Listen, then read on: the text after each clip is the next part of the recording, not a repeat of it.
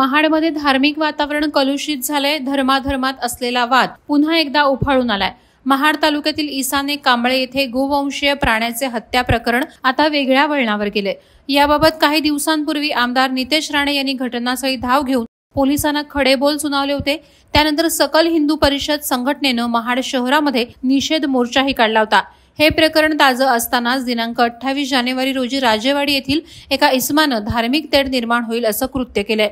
Javad Hamid धनसे असं आरोपीचं नाव असून महाड शहर पोलीस ठाण्यात याच्या विरुद्ध गुन्हा दाखल करण्यात आलाय. आरोपी जवाद धनसे याने एका ऑडिओ क्लिपद्वारे हिंदू आणि मारवाडी समाजातील लोकांच्या दुकानात जाऊन खरेदी करू नये, या दुकानावर बहिष्कार टाकावा असं आवाहन मुस्लिम समाजातील लोकांना केलं होतं.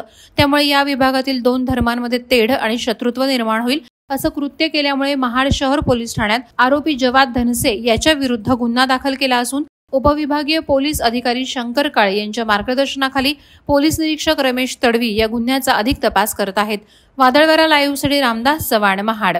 नवी मुंबई व रायगड जिल्ह्यातील ताज्या बातम्या आणि घडामोडींसाठी सबस्क्राईब करा वादळवारा लाईव्ह चॅनल आणि दाबा बेल आयकॉन.